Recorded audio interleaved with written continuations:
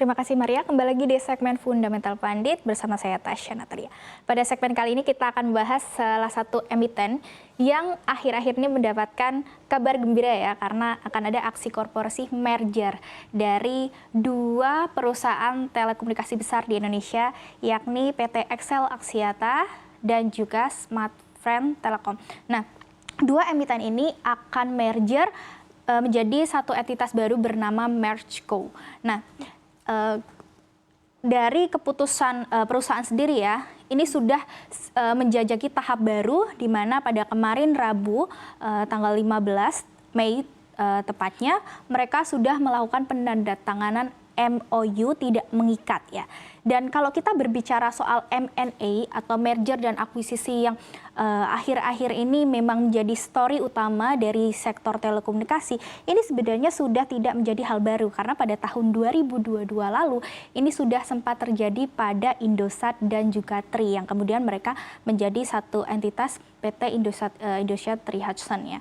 Dan kalau kita melihat bagaimana dampaknya setelah merger, ini terlihat pada posisi laporan keuangannya yang ternyata menunjukkan kinerja ciamik. Nah, kita lihat pada grafik berikut ya. Di sini kita menggunakan data 3 tahun terakhir, di mana tepatnya untuk Indosat ini kan melakukan merger dengan Tri pada 4 Januari tahun 2022.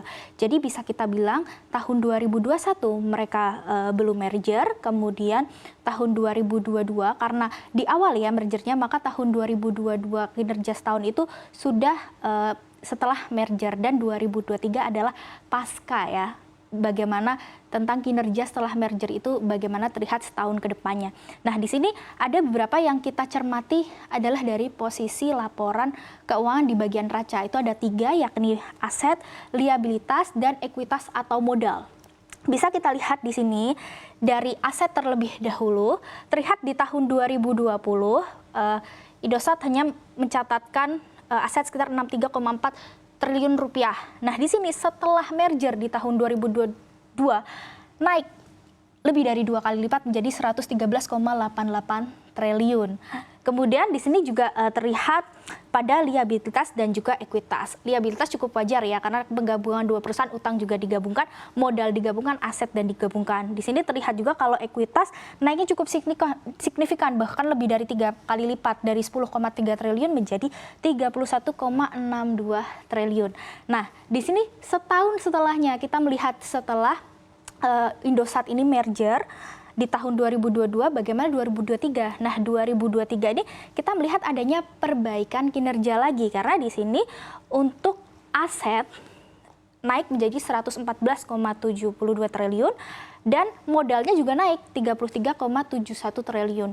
Nah, modal itu biasanya naik ketika profitabilitas perusahaan membaik ya, karena memang juga terjadi di tahun 2022 perusahaan mencatatkan pendapatan naik nyaris 50% menjadi sekitar 46 triliunan, dan ini membaik juga di tahun 2023 dengan peningkatan pendapatan lagi sekitar nyaris 10%. Jadi perusahaan bisa meredakan atau menekan utangnya ya. Di sini terlihat pada liabilitasnya yang menyusut. Jadi ini bagus ya, karena utangnya jadi menyusut. Ini menjadi 81,01 triliun. Nah, sekarang kita akan membahas pada yang baru-baru ini, Smartfren dan juga XL yang akhirnya akan merger. Walaupun ini masih di tahap awal ya, kita belum mengetahui nanti akan selesai kapan, tapi dengan adanya aksi merger ini pasti size perusahaan akan jadi lebih besar dari sisi neracanya, seperti pada yang terjadi di Indosat dan juga Tri. Mari kita lihat asumsi perhitungan menurut CNBC Indonesia. Nah, di sini kita menggunakan data laporan keuangan 2023 yang kita asumsikan menambah dari aset milik XL dan juga Smartfren ya, di mana untuk XL sendiri per tahun 2023 memiliki 87,70 triliun aset, ditambahkan dengan punyanya Smartfren 45 triliun, ini akan mendapatkan 132,70 triliun. Nah, begitu pula dengan ekuitasnya atau modal, ini juga akan bertambah dari yang punyanya XL 26,50 triliun ditambah dengan 15,70 triliun dari Smartfren akan mendapatkan nilai 42,20 triliun. Nah, bila kita bandingkan dengan tadi ya, data Indosat selama 2 tahun terakhir setelah dia merger, dia menjadi posisi nomor 2 terbesar di Indonesia setelah Telkom. Tapi dengan adanya kabar terbaru ini di mana Smartfren yang nantinya akan bergabung dengan XL ini akan mendapatkan nilai ukuran perusahaan yang lebih besar lagi, dan ini bisa menyalip Indosat dan potensi menjadi nomor 2 terbesar. Coba kita bandingkan dalam 3 besar players telekomunikasi di Indonesia. Kita lihat dalam slide berikutnya.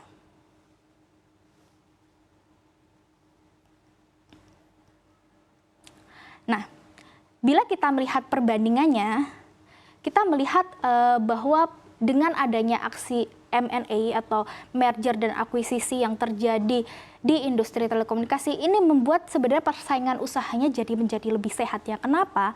Karena playersnya menjadi lebih sedikit dan dengan ukuran yang menjadi lebih besar atau digabung dari perusahaan-perusahaan yang tadinya memiliki aset lebih kecil, dan kita bisa bandingkan dengan players yang ada saat ini, yakni ada 3 di Telkom, kemudian Indosat dan juga XL bergabung dengan Smartfren yang nantinya akan menjadi nama Mergeko. Ini bisa kita bandingkan dari sisi aset dan juga ekuitasnya. Di sini untuk Telkom memang masih merajai industri telekomunikasi dengan nilai asetnya 287,04 triliun yang bisa kita bilang gabungan dari Indosat yang sudah merger bersama dengan XL ataupun Smartfren nantinya ini memang masih dominan begitu. Tetapi jika kita melihat 2 perusahaan setelahnya ini juga memiliki nilai yang besar begitu ya, yakni di sini yang nomor 2 jika nanti sudah selesai potensi akan ditempati oleh Mergeko dengan nilai asetnya 132,7 triliun, kemudian baru diikuti Indosat dengan aset 114,72 triliun. Di sini juga terjadi di ekuitas atau modalnya di mana masih dirajai oleh Telkom sebesar 156,56 triliun, berikutnya oleh Mergeko 42,2 triliun dan terakhir Indosat 33,71 triliun. Nah, kesimpulannya bagaimana untuk industri telekomunikasi saat ini dengan adanya aksi korporasi merger? Sejauh ini ya, memang masih dalam proses, terkhusus untuk Smartfren dan XL. Tetapi di satu sisi ini bisa menjadi kabar baik ya, selain bagi perusahaan yang mana mereka bisa melakukan efisiensi lebih lagi terhadap aset-aset yang mereka miliki, kemudian mereka juga bisa menyatukan sumber daya ya, baik sumber daya manusia ataupun jaringan yang mereka punya, perangkat keras dan lain sebagainya. Tentu ini akan memberikan dampak yang lebih baik bagi perusahaan agar bisa lebih tetap efisien dan juga memiliki aset serta modal yang lebih banyak lagi. Nah, sementara bagi industri, ini juga akan menguntungkan karena persaingan menjadi lebih sehat, di mana untuk harga menjadi lebih rata-ratanya itu tidak akan jauh terlalu banyak begitu ya, sehingga tidak akan terjadi persaingan harga yang terlalu ketat, sehingga nanti margin dari sektor ini diharapkan bisa tumbuh lebih optimal lagi. Dan apakah ini menjadi satu hal yang menarik untuk menyerok sahamnya saat ini? Ya, ini memang menjadi satu sentimen yang cukup positif. Tetapi kita perlu mengetahui juga bahwa setiap sentimen ini belum pasti terrespon positif oleh harga sahamnya. Kita perlu mengecek lagi bagaimana tentang fundamental dan juga teknikalnya. Disclaimer on. Sekian dari saya, Tasya Natalia. Saya kembalikan ke Maria.